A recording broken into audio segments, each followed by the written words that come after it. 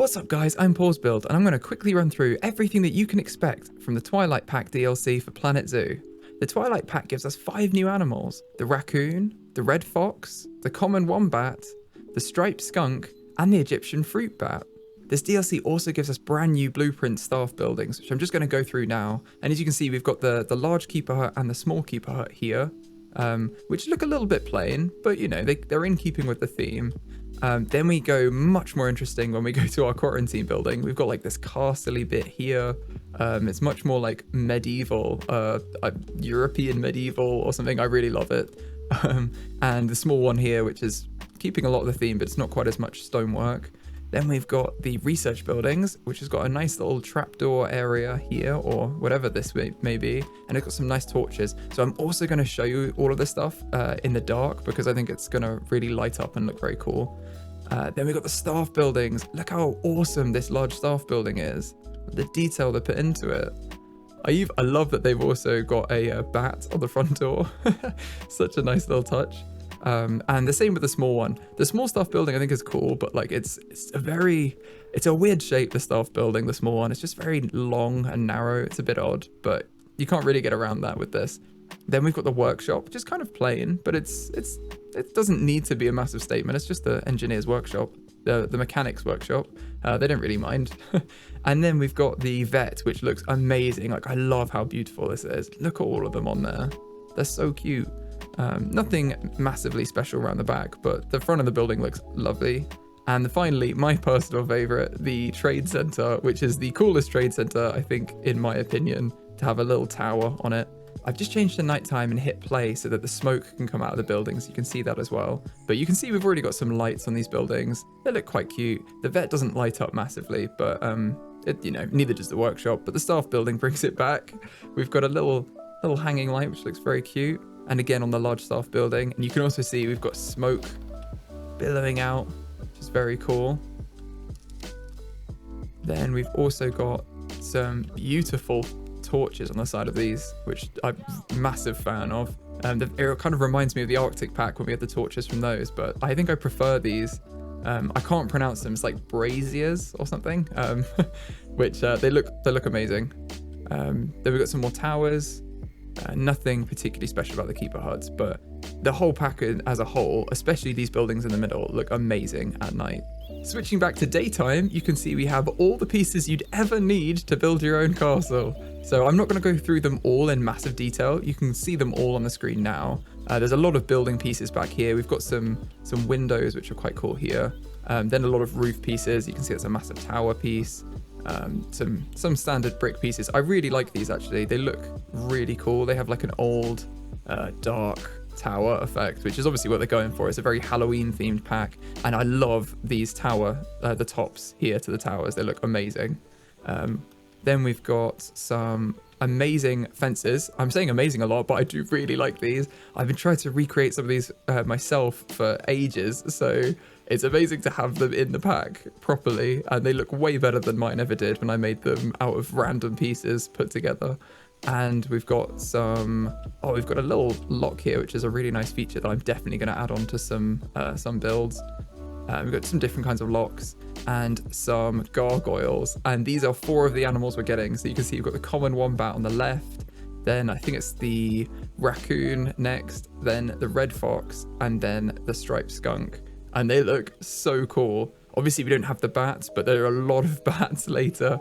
So changing time of day again, you can see we've got some amazing glowing mushrooms, as well as these torches I was talking about earlier. But these just look so cool. I'm a massive fan of these. And then we've also got a bunch of glow-in-the-dark decoration pieces, decals I think they are, which just look really cool. And we've got some classic pumpkins, which you can't see amazingly in the dark. So I'm just going to change it to be daytime again. And there you go. You can see them much better. If I get rid of this long grass, that's much better. Look at them there. They look so cool. Massive fan. Moving on, we have some amazing little sculptures here. So you've got all of the animals, and this is Mr. Myers, I think, which is obviously a Halloween reference, which is very cool. And then we've got some some decals again on the walls, which just look really pretty. I'm a massive fan of these. Obviously, these are the more comical Halloween ones at the front, and then you've got the ones that are just really about the animals, just showing off some really nice artwork of the animals. So I'm a massive fan of those. Moving on again, we've got some of them put to use on this signpost here, which is very cute. You could obviously add your own stuff to it and say whatever is that way. Lots of stuff you can do with that. And then a really cool little entrance here. It's a very small, so there's no massive entrance, but this could be the entrance to your zoo, or it could be like a little side entrance or an entrance to a food court or something. But I'm a big fan. And this one, I think, needs us to switch to nighttime to really show it off. Look at this. Oh, this might be my favorite one, actually. It's got a transformer behind it, so just ignore that one. Which you can now probably hear in the background as ambient noise. But it's a really, really cool use of the glowing mushrooms, and they've got some gargoyles here as well. So very well done on that one. Looks very cool. And we have like a haunted windmill here, which you could put a shop in. So if I switch to daytime, you can see they've already got like the coffee, the fox coffee, which is really cool use of the red fox. But if you go, you can see in here, if I go back to nighttime, because you can get the effects in, you can see they've also got a little raccoon hiding in the window. That's what I was looking for. How cute is that? So very sweet. Lot of cool stuff. And they put some bats on the windmill. I think it's just really nice use of the pieces they've got. And the big boy, we've got a massive tower here, which looks very majestic at night with the torches. I'm going to switch it back to daytime so you can have a look at all the pieces in their glory. Now we also have a Twilight Zoo entrance here, which looks so cool. Look at it. It's like a little castle entrance with portcullis and everything. And it's got this like green mist. It's very Halloween-y. It's very, very cool. We also have some very, very big toilets. This is actually the small toilets. It's like a little tower with vines growing around it, which is so cool. Again, like I love the detail they put in with like the vines and everything.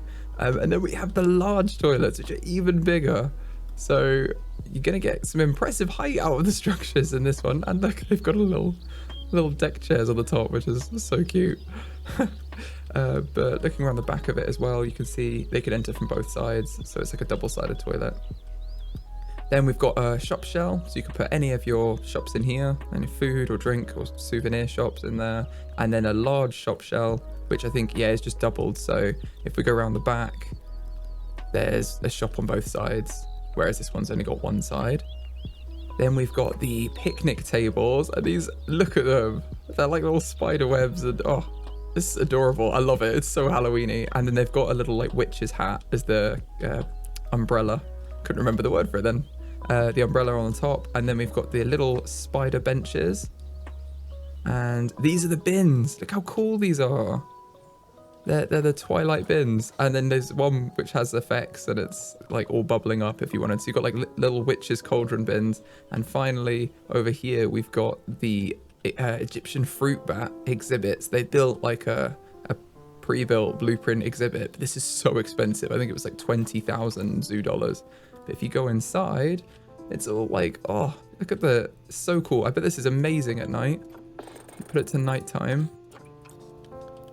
So cool. Look at it. And then obviously these still light up at night. And let's just have another look at all of the buildings at night. The tavern, the large shop, like a little tavern, looks very cool with the flames. And then we've got our towers. And finally, back to the zoo entrance, which might be my favorite out of them. I have to say, I really love this with like the red fox gargoyles and everything. It's very cool. Now, I am doing a mini franchise series where you can see all of this stuff put to action, and I'm going to be putting all 5 of the animals in. So please stay tuned for that.